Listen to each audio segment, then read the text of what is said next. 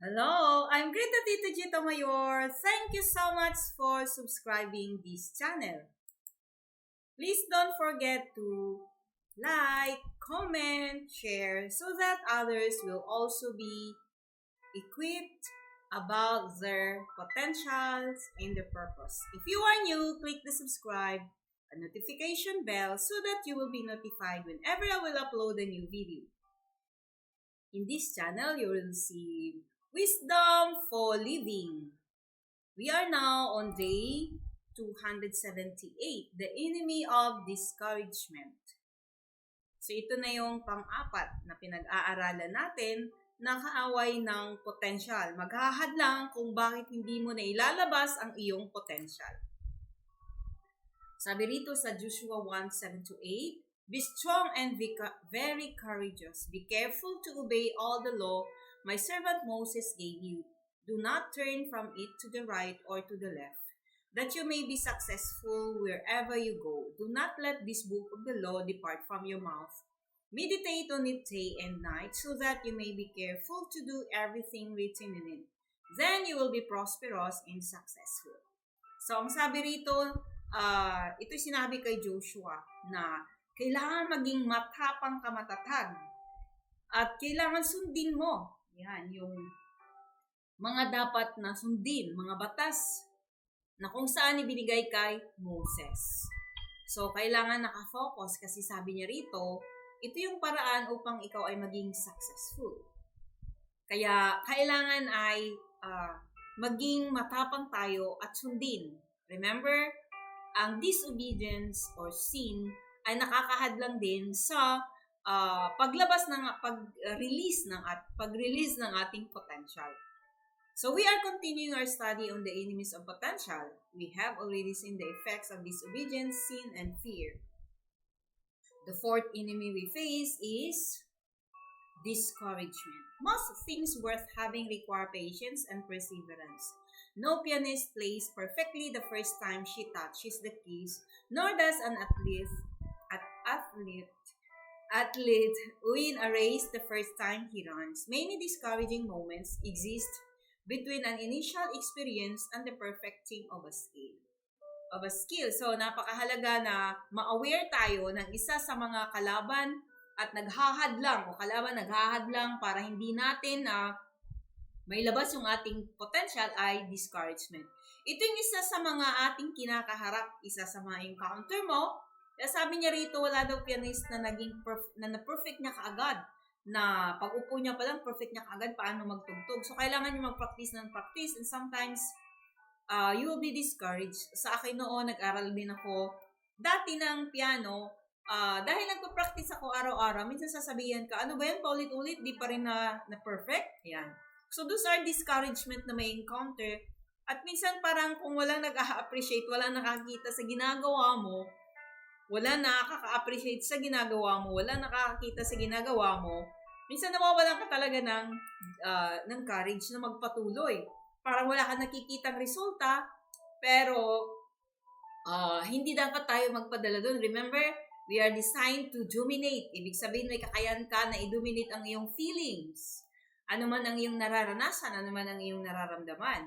At kagaya ng isang athlete na kung saan kailangan niya mag-training. Sometimes ay kulang siya sa gamit, sometimes ay kulang siya sa pagkain, or sometimes ay nagkakasakit siya, o nadidisgrasya. So, those are obstacles na kung minsan ay nakaka-discourage o walang suporta, o walang nakikita na resulta, yun yung mga nakaka-discourage. But, ang sabi niya rito, yung discouraging moment ay nai-encounter natin isa sa mga makaharapin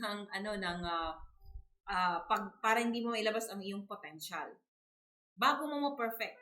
Kagaya sa akin, nadi-discourage ba rin ba ako na magawa nito? 365 days, every day, kailangan may na-upload ako every day. So, I have to record 7 videos weekly.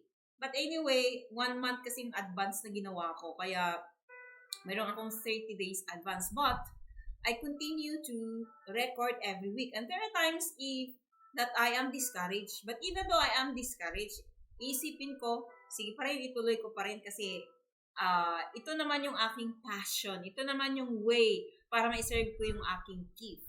So, dahil ito yung dinidiman ni God at gusto ni God, dahil tinutupad ko ito, ano man yung feelings ko, ano man yung nararamdaman ko, have to continue. Dapat hindi ako magpa-apekto. I have to dominate, control my emotion. So, unfortunately, much potential is sacrificed on the altar of discouragement. Perhaps you've experienced this enemy as too many sour notes hindered your ambition to practice, or the failure to win a prize took you from the race. Replaying the music until it's right and running every day are the only ways to fulfill your potential. Concert pianists and Olympic athletes aren't born. They move beyond their discouraging moments to perfect their innate skills. So, although binigyan tayo ni Lord, binigay sa'yo yan na gift, but you need to develop to refine. So, si Lord din nagbibigay ng dole out kasi hindi niya tayo train na tamad. So, ano pang gagawin natin kung nilagay niya na lahat dyan na dole out? So, kailangan we must work out. Kaya nga, ang kanyang pinakita sa atin is our end. At para trabahuin natin, papunta dun sa dulo. Hindi tayo robot. At binigyan niya rin tayo ng ang tawag nun, will. Ang will, may emotion tayo, pero binigyan niya tayo ng kakayahan para ito magawa. At yung skill na binigay niya, innate skill, which means yung gift mo, nandyan yun. Yung passion mo, nandyan din, binigay niya din yan. Para tayo ay makapagpatuloy. Kasi, sabi niya rito, sacrifice, much potential is sacrifice on the altar of discouragement. So, ibig sabihin, marami talagang nandyan na nakalagay na kalatag, but we must know the principle. Kailangan ay kagaya ng isang sundalo. No, the same attitude is required of you to maximize your potential. God will not give you a dream unless He knows you have the talents, abilities, and personality to complete it. His commands reveal the potential He gave you before you were born. Ayan, kompleto na pala eh. Di ba?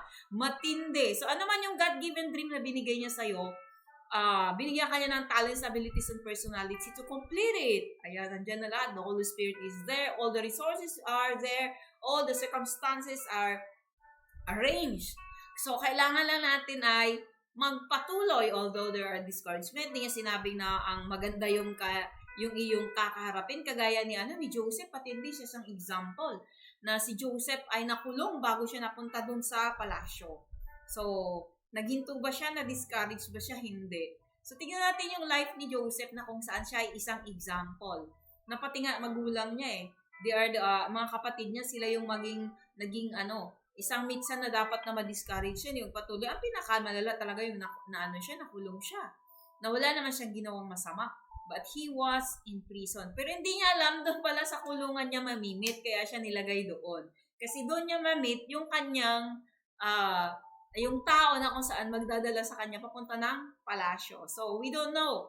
So, what we're going to do is just to continue. Kung na-discourage si Joseph that time. So, hindi na siya nagsalita o hindi na siya nag-imik-imik, hindi na siya nakipag-mingle, nagmukmuk na lang siya sa gilid. Hindi niya nakilala yung mga priso na yon na kung saan nagtatrabaho kay Pharaoh. So, marami talaga. God commanded Joshua to be courageous, see Deuteronomy 31:7, Joshua 1:7-8. Even though Joshua didn't feel courageous, God knew courage was in him and commanded him to show what was there. Matakotin si Joshua kung titignan mo ayon dun sa kwento, pero hindi yun yung tinignan ni God na outward na nakikita, but God knows because He is the Creator. He put inside ni Joshua. Kaya inutusan siya tayo, di ba? Sinasabihin ka rin ni God na be courageous. Huwag tayo dapat magpadala sa ating discouragement, sa ating emotion.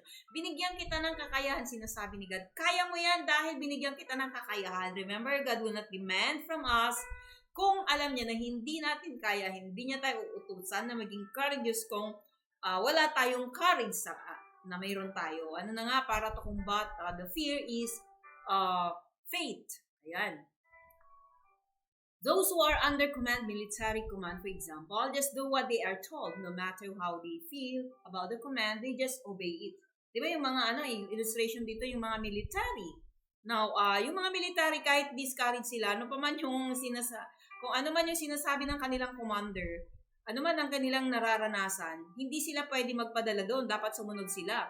May nangyayari ba na hindi maganda o ano nararamdaman nila? Hindi dapat nila yun pairalin. Ang pairalin nila, ang sundin nila dapat ay yung sinasabi, ang utos ng kanilang commander. So, ganun din sa atin. Kung ano yung sinasabi ng ating tagapaglikha, yun dapat yung sundin natin.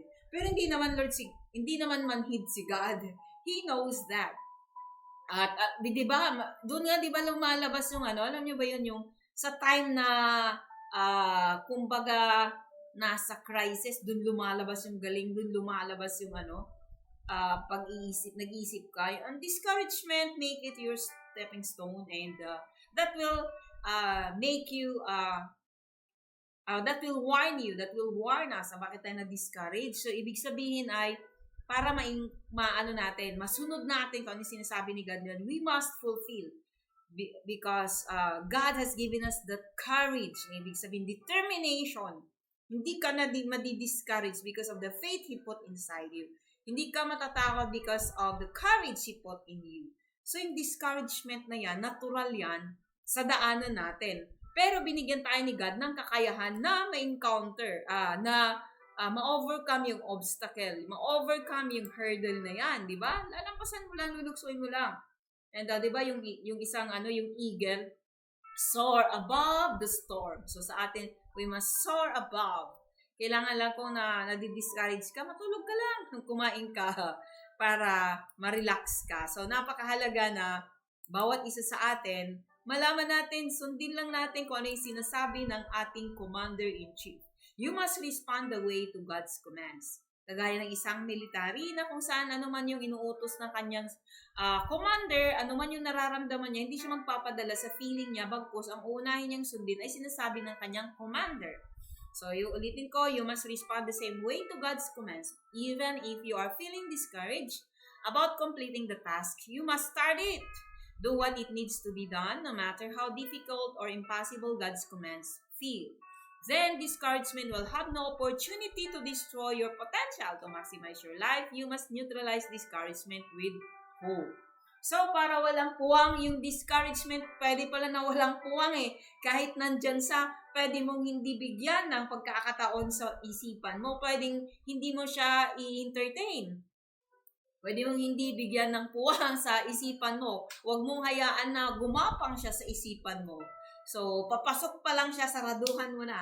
Ito yung sinasabi ng salita ng Diyos, ipagpapatuloy ko to. Kagaya itong ginagawa ko. There are times that I am discouraged, lalo na pagpagod ako. Diba, tulog ko lang yan, or ikain ko lang yan kasi pagod ako. Kasi dami kong ginagawa. Tapos ito, kagaya nito, I have recorded 4 videos this day. And tomorrow is another 3 dahil marami akong schedule na dapat gawin. So, kailangan kong ipagpatuloy ano man yung aking nararamdaman. Pero, syempre, bago ako mag-share, I see to it na naging maayos yung aking isipan at nakaprepare ako, of course, para hindi mahadlangan or hindi maapektuhan yung aking teaching. So, bawat isa sa atin ay may encounter natin yung discouragement sa daan, pero pwedeng hindi natin bigyan ng puwang. So, i-control natin yung ating emotion, yung ating nararamdaman, at sundin natin yung sinasabi ng salita ng Diyos para hindi niya ma-destroy yung ating potential or mahadlangan yung ating potential na ilabas. So, anong gagawin mo if you are feeling discouraged about completing the task? Just start it, whatever you feel. Yun yung kagaya ng isang military. So, what will you do? Sorry, kulang naman ng do. What will you do if you are discouraged? So, just leave your answer sa comment. Leave your answer in the comment below. Thanks for watching. God bless.